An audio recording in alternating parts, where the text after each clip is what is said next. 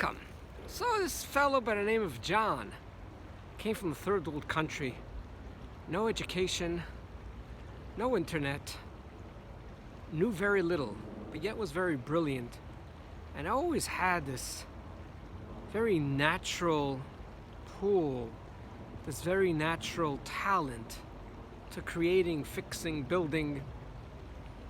And by boat he was brought to a developed country, and he was astounded to see these buildings, and he asked what they were, and they explained to him, and he couldn't figure out how you could build more than 2 floors, because in his village they would never have people dragging the wood up so high. And they explained to him how a little bit how technology works, so on and so forth.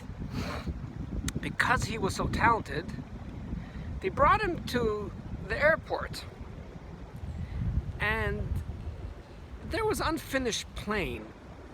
They took it for granted that he knew what planes are, and they brought him to a part of the airport that he could not see, where the planes land, take off. And he just came every day to the airport, came to his little corner out of the scene of the central part of the airport, and he was all excited. He saw this structure, and he started putting in carpets, and there was these beautiful seats. He started installing the seats, and he learned a little bit of electricity, and he got all excited, and he loved the work. He did so much work, day after day, week after week, until his work was almost completed. And one day he comes to work, and he sees that huge structure is gone, that he's sort of connected to over the hours, days, weeks, and months that he worked, and that he put so much effort and time in creating and decorating this beautiful plane. And he began to cry. His supervisor came to me and says, "John, why are you crying? What's wrong?" So he says, I'm not sure what to call it, my big room, my big house, you know, with these 2 things on the side, it's gone. It's not here. Like, where did it go? So the supervisor explained to him, well, you know, we spoke about the last few weeks that it's coming to an end, and you're finishing your job, and you did a wonderful and delightful job, and now it went to do its purpose. So he says, its purpose? I don't know. When I build a table, it's here. When I build a chair, it's here.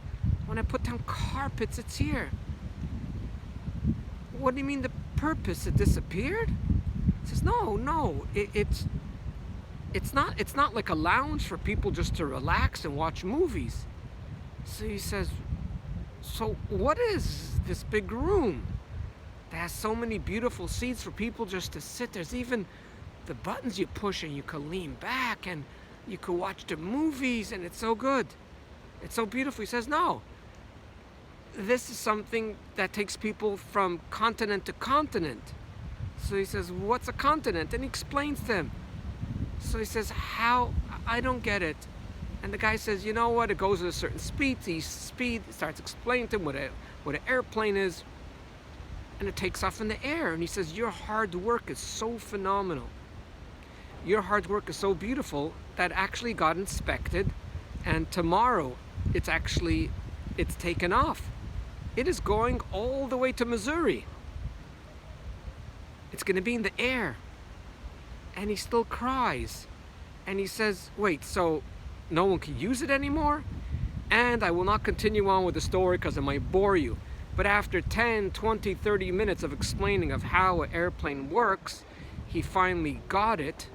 And from sadness, of missing something, of yearning for something, of an entity that he connected to so deep, with the understanding that this identity is something that you could touch and feel, and is matter, and it's stationary, that it's something way greater. It has a greater purpose, and its purpose is not like a house. Its purpose is actually to take people from one country to the next, from one place to the next, from one continent to the next. What I'm going to share with you now is just my view. You could take it or leave it or argue with me. I think life and death is precisely the same. I think most of us are exactly like that John from a third world country. We view the plane as a house. We view life not the way it really is, in my humble opinion. The plane has 4 positions. 1, it taxis around in the airport. It sits by its gate for a few hours, a few minutes, a few days. And the other position is when it's the same thing horizontal, but not on its wheels, when it actually flies in the air. The 3rd position is when it takes off with its nose up in the air. And the 4th and final position is when the plane lands and the nose is towards the ground. There's only one true purpose why this plane was made: to fly. It flies approximately 30,000 feet above the ground. It flies approximately 500 miles per hour. I'm not sure about that, I have to look it up. I don't know why I'm thinking 500. Regardless, I'm sure I'm not right about the exact speed. The other 3 positions is just to get it to its ultimate position, which is flying in the air at a fast speed. So if someone wants to go from New York to LA, and it would take so long, 7 days, most probably 10 hours a day of driving, they could be there in 6 hours. That's the purpose of a plane. There is no reason, there's no reason, there is a reason. The ultimate purpose for a plane is not to use its wheels to taxi around like a car does. For that, a car could do, a truck could do, a bus could do. It's only there to pick up its passengers and to take it up in the air, to get it to its destination. We are not our bodies. We are our soul. Most of our body is water, and most of us, 99% of us, is spirit. We don't connect to it, so we focus on the 1% and we think that's 100%, which is matter.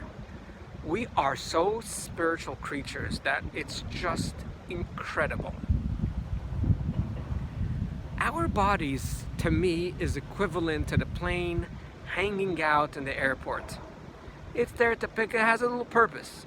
It's there to play around, to pick up passengers, get their luggage in the plane, and then to take off, which is its core purpose, to fly high at a rapid speed. If you believe it or not, most of us are like John.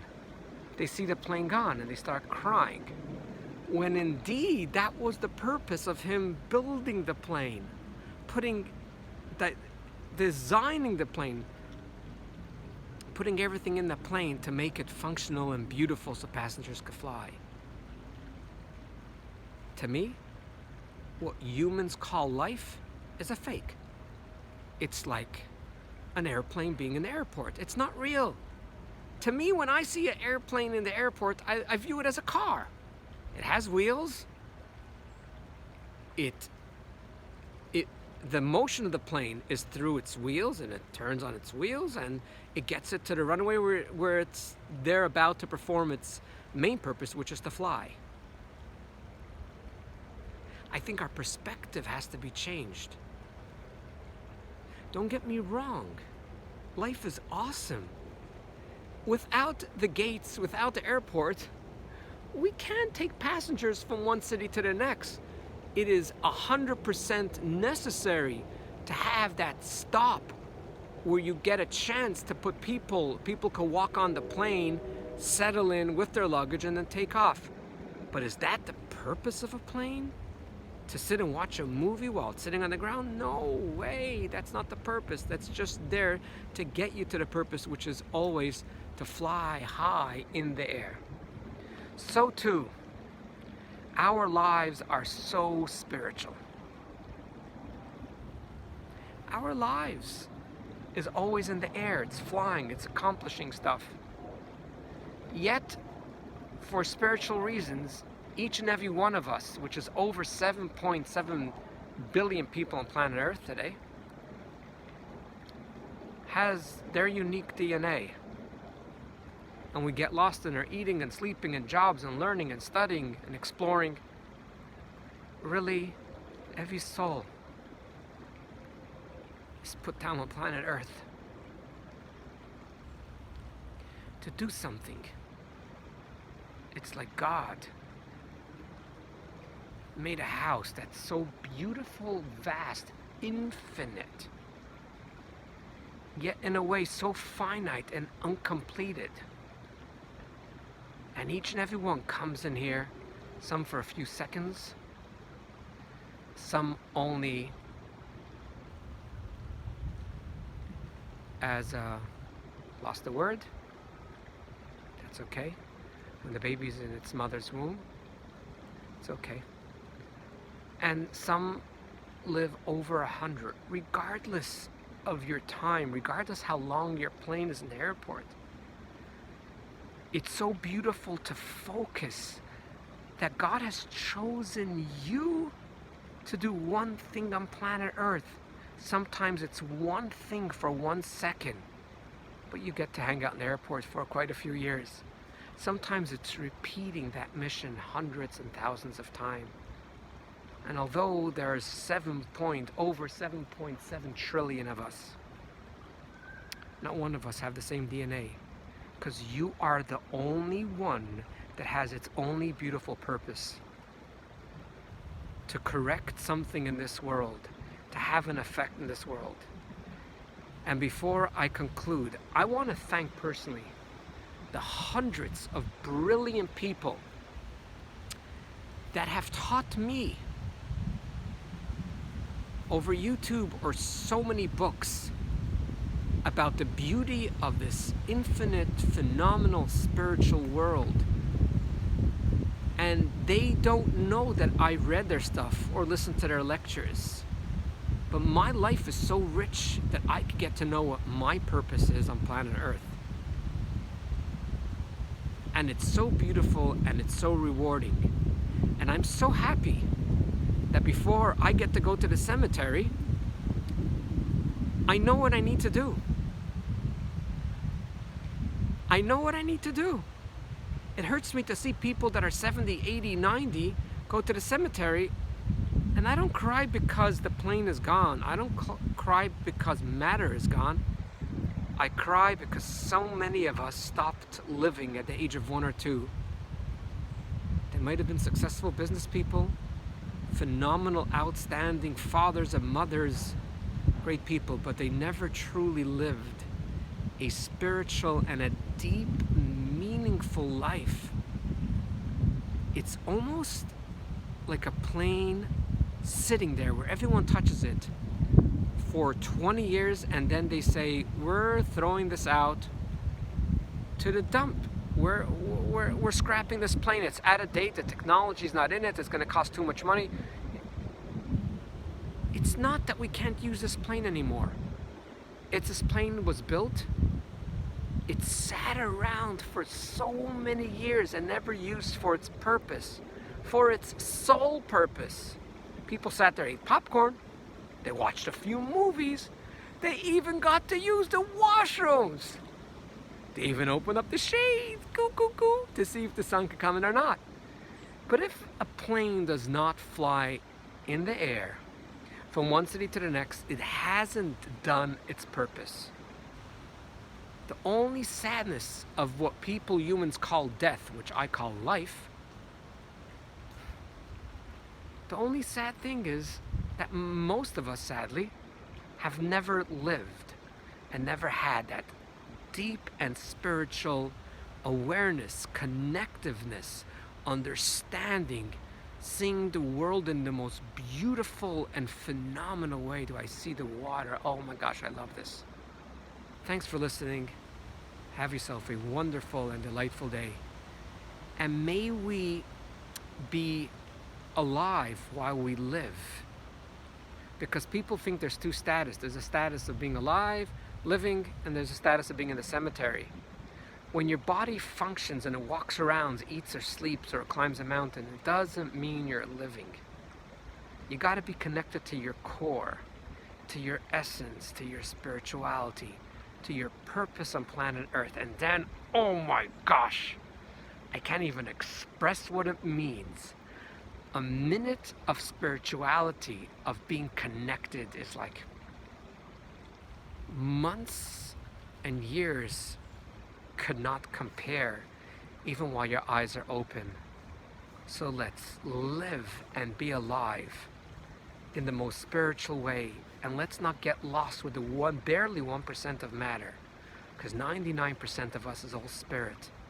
And there are ways to meditate, there are ways to connect to spirituality, that we can live a happy, tranquil, and beautiful life. Thanks for listening.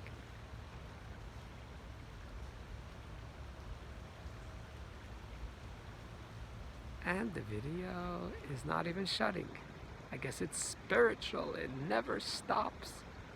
And it's not gonna shut. Look at that.